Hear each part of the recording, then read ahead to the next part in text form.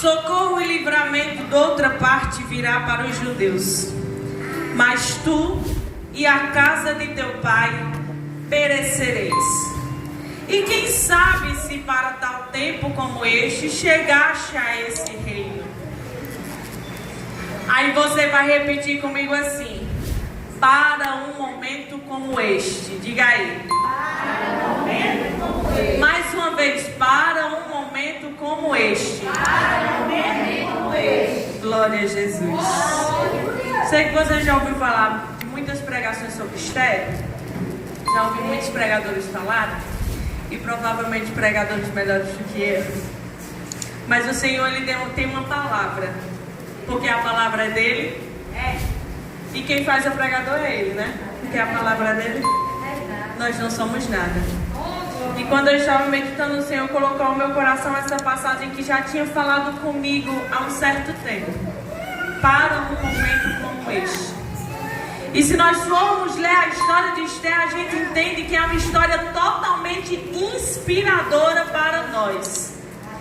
Essa história, ela se passa num contexto conturbado na história do povo israelita. Por quê? Porque o povo tinha sido levado cativo e a cidade de Israel estava destruída, Jerusalém estava destruída e o povo estava numa terra estranha chamada Susã, capital do reino, e era comandado pelo rei Artaxerxes. É uma história que a gente já conhece. E quando a gente vai ver o contexto que se passa essa história, a gente já entende que é um contexto em que poderia ser impossível alguma coisa boa sair de lá. Porque o povo de Israel já vivia numa situação complicada de extensa escravidão, e também eles viviam sendo massacrados pelo povo de Susã. Por quê? Porque muitos do povo de Susã eram totalmente inimigos do povo de Deus, visto que Susã era uma cidade que recebia muitas pessoas de muitos lugares, e um desses inimigos do povo de Deus que moravam lá eram os amalequitas. Se você estuda bem a Bíblia, você entende que os amalequitas, desde o tempo do rei Agag, foram povos que eram totalmente inimigos do Senhor, e o Senhor ordenou que matasse seu rei, que não deixasse ninguém, nem um camelo, nem um boi, nem uma vaca, nada para contar a história, porque esse povo fez o que era mal aos olhos do Senhor. Aleluia! Imagine um povo que era escolhido de Deus, que tinha promessas de Deus, mas que estava no meio de um povo que não gostava deles, que não tinha prazer com o Senhor, que não tinha prazer com os israelitas, e que o único sentido dele era que esse povo morresse, porque eles estavam numa terra estranha.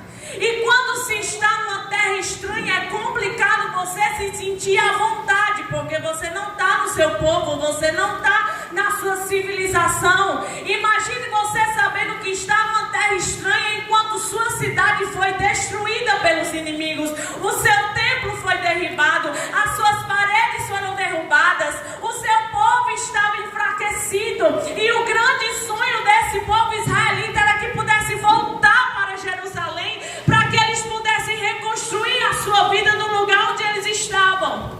E é nesse contexto que se passa a passagem, a história de Esther. Esther, uma moça órfã, criada pelo seu primo Mardoqueu, ou Mordecai, e que não tinha uma perspectiva de futuro. Se for contar com a nossa mente humana, Esther não tinha nenhuma perspectiva de futuro. Mas entenda, a história de Esther, ela nos mostra que Deus tem o tempo certo para tudo, e Ele sempre vai saber como trabalhar nas nossas vidas. E quando a gente lê um pouquinho, a gente já conhece essa história. E chega nessa passagem que a gente leu no capítulo 3, Ramã é exaltado. E quando Ramã é exaltado, como Agagita e Amalequita, inimigo do povo de Deus, ele decide que vai matar todos os judeus. E ele fala com o rei: olha,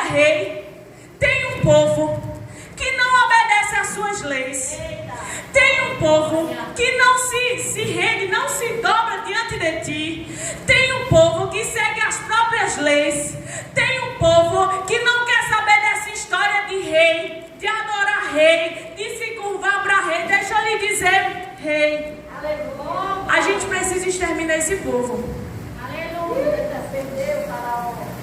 Aí eu já venho abrir um parêntese para lhe dizer, às vezes Deus permite que nós estejamos em algum lugar e alguém acha que pode de alguma forma nos afrontar por sermos obedientes ao Senhor e aos seus ensinamentos. Mas entenda, o mesmo Deus que permitiu que nós chegássemos naquele lugar é o mesmo Deus que disse que estaria conosco, que nos livraria, que nos acompanharia, que faria prosperar. Mas como prosperar em terra estranha? Entenda que o mesmo Deus que abençoava o povo israelita em Jerusalém era o mesmo Deus que abençoava em Suzã, era o mesmo Deus que abençoava em Babilônia, era o mesmo Deus que abençoava no Egito, porque Deus, ele está acima da localização, ele está acima do tempo, ele está acima das circunstâncias, ele está acima daquilo que às vezes a gente olha e acha que é impossível. E o primeiro que ia morrer era Mardoqueu. Eu vou matar os judeus e o primeiro que vai morrer é Mardoqueu. E ainda vou fazer uma forca especial para enforcar Mardoqueu. Olha aí. E quando a gente vai lendo, a gente vê que Amã, ele tinha autoridade, ele era o primeiro-ministro. Era um homem de confiança do rei, era o braço direito do rei, era o conselheiro do rei. E ele tem permissão para fazer o decreto e o rei lhe entrega um anel. E quem tem esse anel do rei está autorizado a fazer decreto, e um decreto que não pode ser revogado. Quando o rei entrega o anel, ele está dizendo: olhe, esse anel é algo muito precioso e muito importante, que lhe dá autoridade e poder para fazer o que você quiser. Eita Deus! Aí a gente vai lá na passagem, glória a Jesus, do filho pródigo. O que é que tem a ver, Thalita? O filho pródigo vende tudo o que tem. Aleluia. Ele acaba tudo o que tem. E tem um dia que ele se toca e diz: eu vou voltar para o meu pai, porque lá eu tenho uma vida melhor. E quando ele chega achando que ele vai ser apenas servo, o seu pai olha e diz: você é meu filho. O que é que ele faz? Coloca sandália nos pés, coloca roupa e coloca anel no dedo. Aí alguém pode olhar e dizer: mas esse aí não merece ter anel no dedo. Mas o pai disse que ele merece, ele vai entregar. E quem tem anel no dedo tem autoridade. Quem tem anel no dedo tem permissão. E quem tem anel no dedo, ele é livre para fazer o que quiser, mas debaixo da autoridade do pai. Glória a Jesus. E quando ele recebe o anel, ele faz um decreto para que no dia 13 do mês de Adar, na nossa linguagem seria mais ou menos o dia em fevereiro, mês de fevereiro, entre o dia 13 e o dia 24 de fevereiro. Aleluia. Todos os judeus deveriam ser mortos. E aqueles que matassem receberiam presentes. Imagine aí você receber uma sentença de morte em que não podia fazer nada e saberia que não poderia ser revogado. Todos os judeus poderiam ser livremente mortos no dia 13 do mês de Adar. Que situação complicada. Mas lembra da passagem que a gente leu? Para um momento como este. Quando Esther, ela foi escolhida para ser rainha, depois que Vasti disse que não iria na presença do rei, e o rei deixou destituiu o trono de Vasti e escolheu as moças mais bonitas de Suzã. E Esté estava no harém. E Esté achou graça aos olhos do rei, e achou graça aos olhos de Harbona, achou graça aos olhos dos eunucos, ela achou graça aos olhos de todos, porque Deus tinha colocado Esté ali para um momento como este. Esté não tinha família, Esté não tinha nome, Esté não tinha riqueza, Esté só tinha Mardoqueu e a fé que voltaria para Jerusalém. Mas Deus preparou um momento como este para que Esté fizesse a diferença na sua geração. Talvez quando a gente lê, a gente acha que o tempo que Esté foi preparada, tudo que Esté passou era para ela chegar a ser rainha. Quem olha e diz ser rainha já é o suficiente, ser rainha já é muito bom. Esté passou tudo que ela passou porque ela iria ser rainha. Mas entenda, Deus não queria somente que Esté fosse rainha. Deus queria que Esté fosse alguém que faria história. Porque rainha em toda a Bíblia tem, mas rainha que fez história apenas uma, e a gente conhece Esté. Aí às vezes a gente acha que Deus começa a preparar aquilo que Ele designou para nós vivermos apenas quando a gente está vivendo aquele processo e quando está aberto. Talvez alguém olhou para Esté e achou que o que estava preparado para ela estava se cumprindo apenas naquele período que ela estava subindo ao trono. Mas deixa eu lhe dizer, Deus começa a preparar o nosso propósito, aquilo que Ele nos entregou, muito antes de alguém ver aquilo que poderia ser realizado. Como assim, Thalita?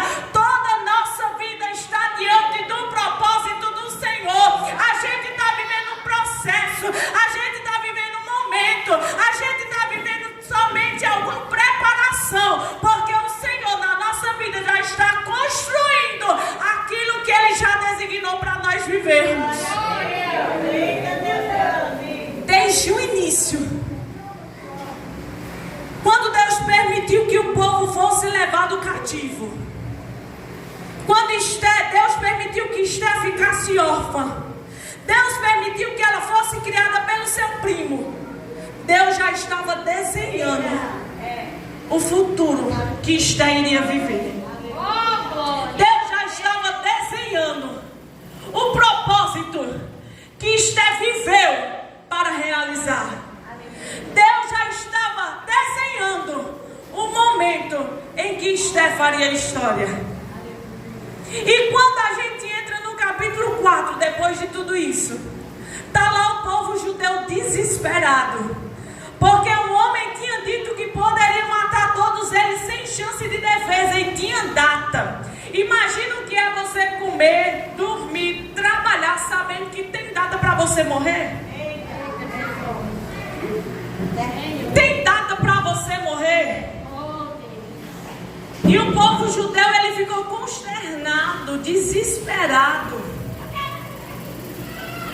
E Mardoqueu rasgou as suas vestes, se vestiu de pano de saco, colocou cinza nas suas cabeças e clamou a Deus pelas suas vidas.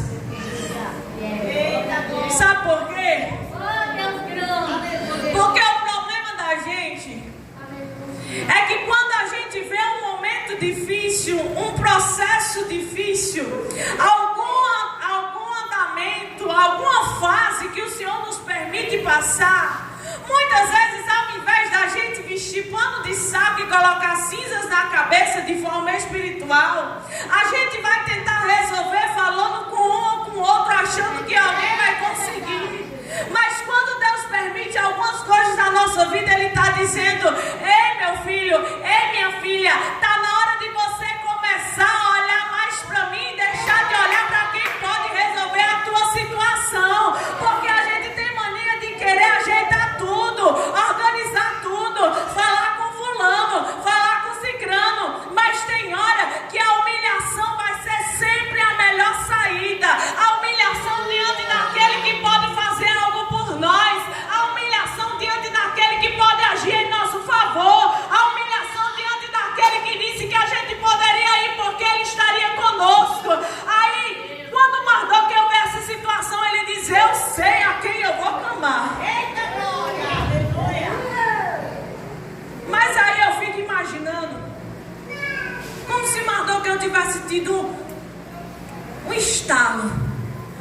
discernimento.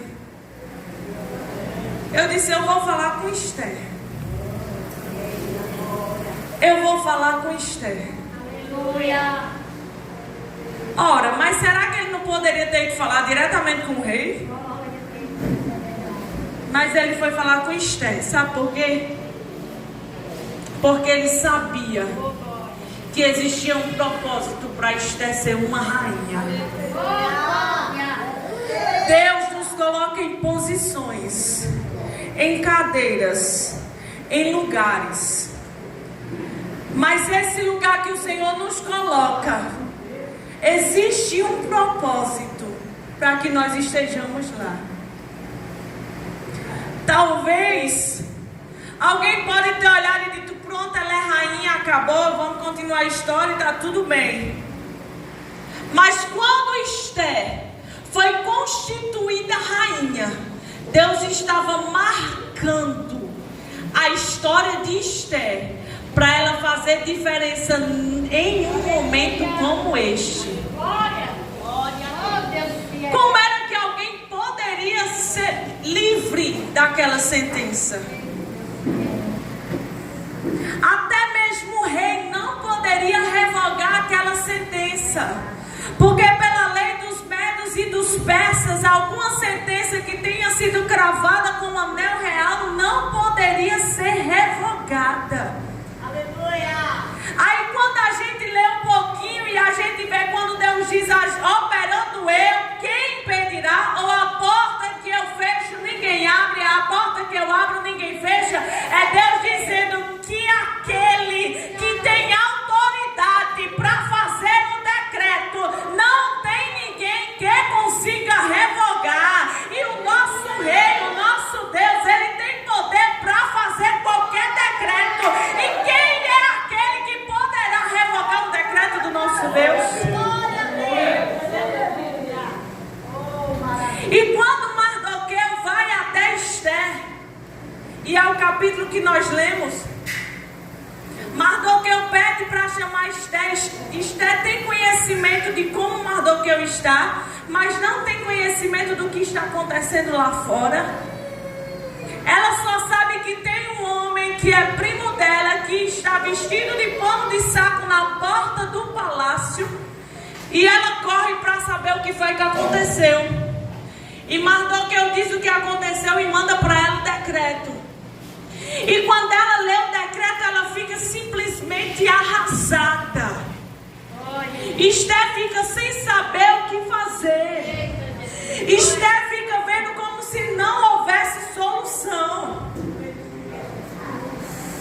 E Mardoqueu diz, Esther, tu não pode fazer nada.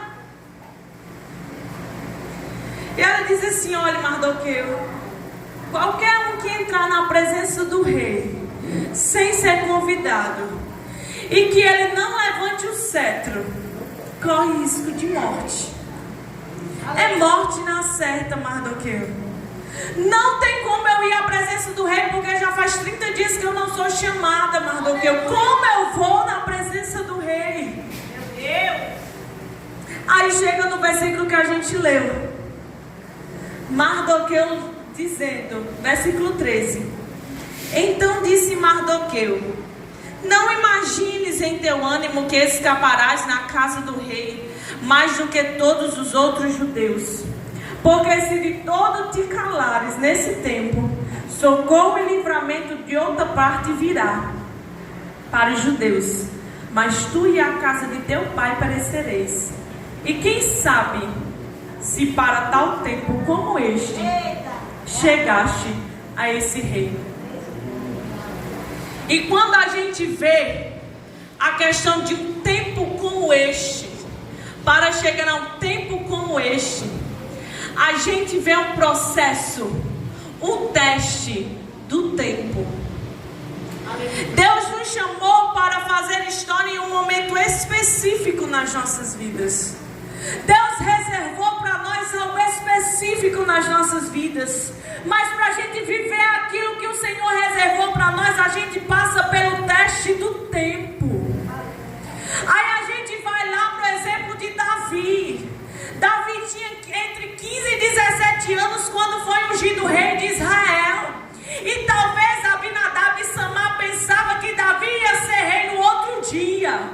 Como era que Davi ia ser rei no outro dia se ainda havia Saul?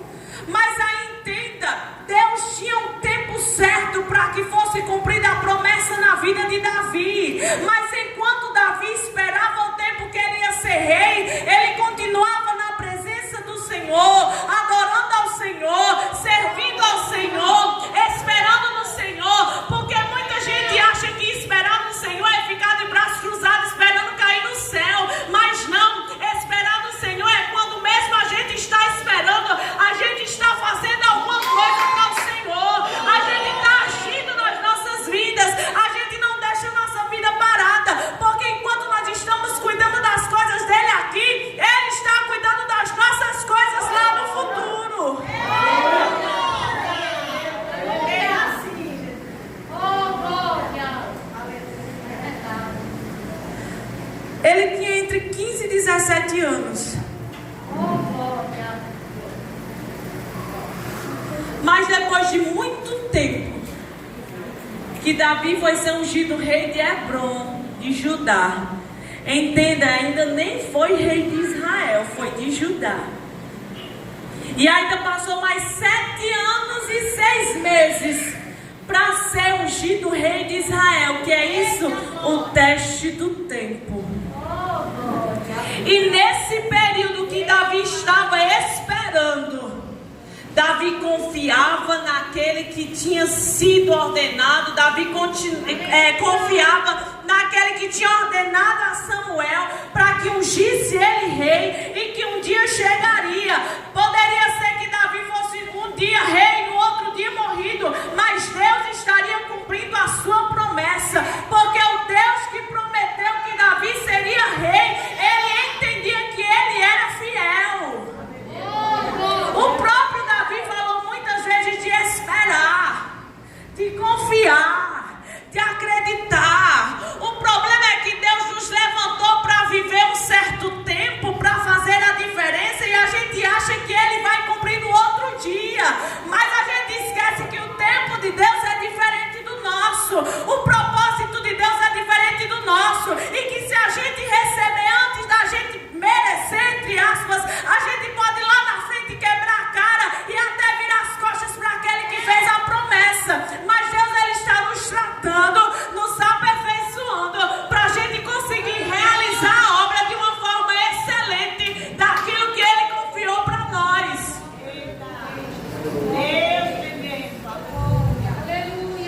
E quando a gente lê mais um pouquinho, a gente entende que para viver o tempo de Deus, o propósito de Deus, a gente precisa de coragem. Porque imagine o que é você também correr risco de morrer se entrar na presença do rei sem ser convidada. Mas quando Esther entendeu que ela tinha sido levantada como rainha para viver aquele tempo, ela disse: junta todo mundo, nós vamos jejuar. Eu vou entrar. E se é para morrer, eu vou morrer. Mas alguma vez. Aí o problema da gente é que quando a gente está esperando para viver aquilo que Deus confiou a nós, qualquer coisinha a gente já está preocupado. Qualquer coisinha a gente já está com medo. E às vezes é Deus mandando a gente ir, a gente dizendo que não vai porque tem isso. Deus já falou que a gente fosse.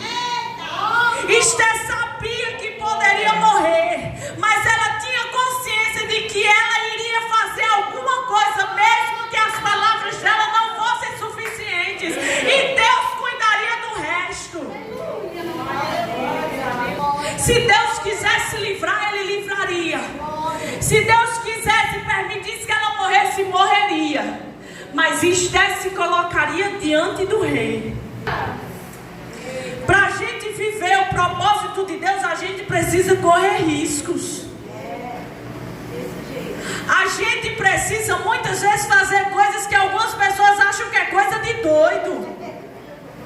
Aí você lembra da história de Jael, lá em Juízes 4 e Juízes 5? Jael, uma mulher que fez a diferença na sua geração, e que até hoje a gente escuta falar de Jael pela sua coragem.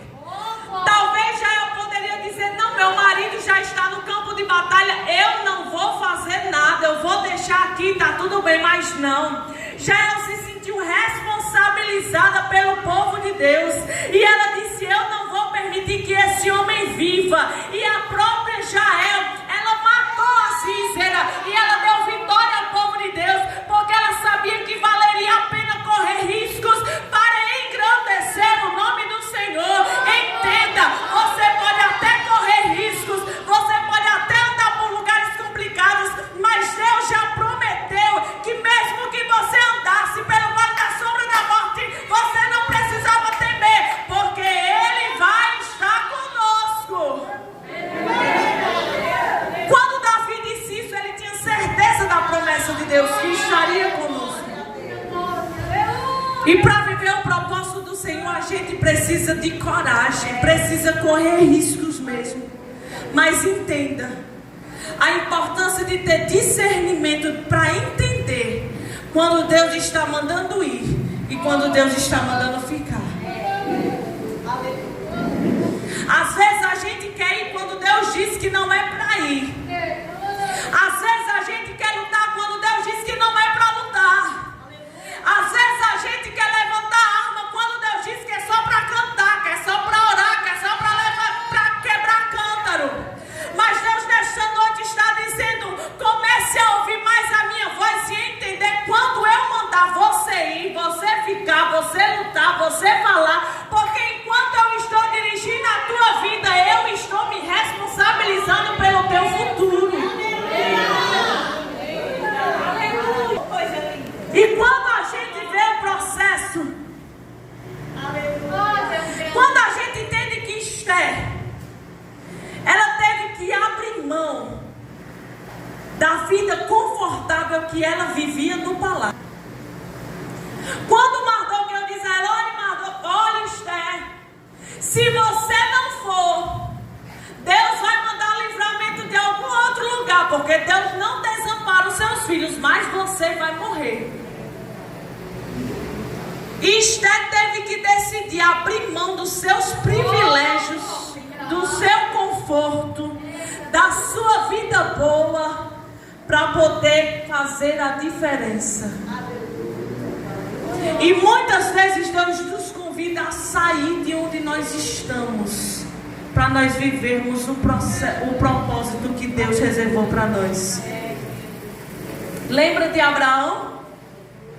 Abraão, para viver muitas coisas que Deus tinha lhe prometido, ele teve que sair da sua terra e da sua parentela, do seu lugar de conforto, do seu lugar de alívio, do seu lugar de aconchego, do seu lugar de amizade.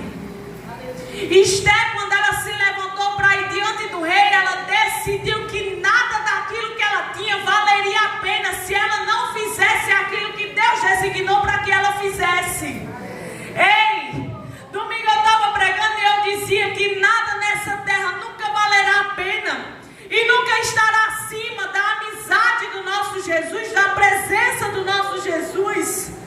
Nada nessa terra que nós venhamos conseguir poderá superar aquilo que o Senhor já preparou para nós, seja lá no futuro ou seja lá no céu, sempre vai ser muito mais excelente. E para viver o propósito, nós temos que ter humildade e obediência. Esther poderia ter dito: Mardoqueu, eu sou rainha. Quem é você para me dar ordem? Eu não preciso mais de você, Mardoqueu, mas não. Ela entendeu que se não fosse o Senhor e Mardoqueu, ela não teria chegado até ali. E ela viu em Mardoqueu alguém para se espelhar. Será que nós estamos sendo alguém para alguém se espelhar? Será que Deus nos levantou nessa geração e alguém pode olhar para nós e dizer: eu quero ser como ele, eu quero ser como ela, eu quero fazer diferença como ele? Será que nós estamos acrescentando algo na vida de alguém em nossa geração? Esther obedeceu a Mardoqueu porque se ele não fosse digno de confiança, se não fosse referência, Esther teria obedecido? Não. Mas Esther viu em Mardoqueu alguém que ela poderia confiar. Esther viu em Mardoqueu alguém que era digno de confiança, alguém que era referência, alguém que era influência.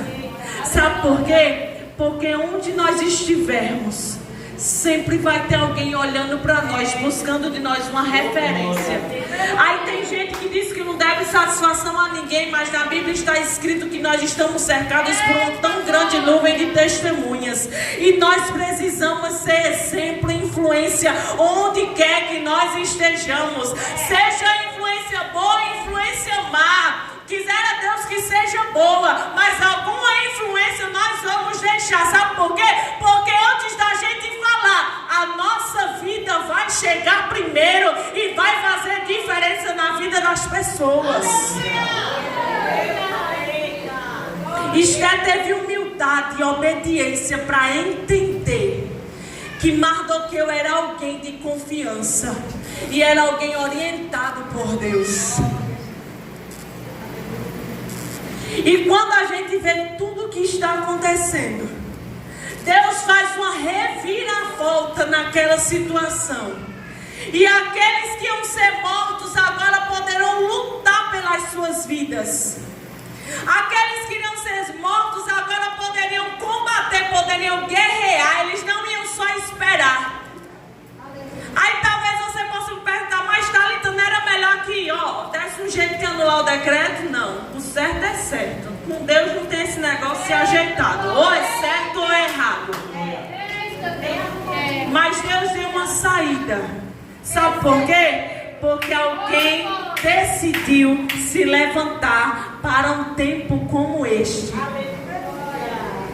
Aí eu venho lhe dizer que talvez Deus te colocou nessa posição que você está, não para você estar somente nessa posição, mas para que Ele use você para um tempo diferente na sua vida. Seja com livramento, como foi com Esther, seja com conforto, seja com consolo, seja com auxílio, seja até com palavras de repreensão. Mas Deus não te levantou apenas para estar sentado na cadeira que você está. Deus te levantou para viver algo muito maior do que aquilo que você tem hoje. Sabe por quê? Porque tem muita gente que acha porque chegou a algum cargo ou está num lugar elevado, ali está muito bom e não precisa fazer mais nada. Mas onde você está, o que você faz é para você fazer algo na presença do Senhor. Se você limpa a igreja, limpe para fazer algo diante da presença do Senhor. Se você está dirigindo um trabalho, dirija para fazer algo diante da presença do Senhor e para fazer a diferença na sua geração. Porque se Esther não tivesse se levantado para aquele tempo, nós não estaríamos falando da sua história agora. Mas Deus lhe permitiu chegar rainha para que ela vivesse o propósito de Deus no livramento do seu povo. Deixa eu lhe dizer, o processo é para que você chegue num tempo como este, de fazer a diferença na geração. Nós estamos nos últimos dias. Jesus está voltando e Ele está procurando verdadeiros adoradores que adorem ao Pai em espírito e em verdade. Sabe o que é isso? Alguém que faz diferença na geração. Porque tem muita gente aí cantando, tem muita gente aí levantando a mão, mas verdadeiro adorador que adora em espírito e em verdade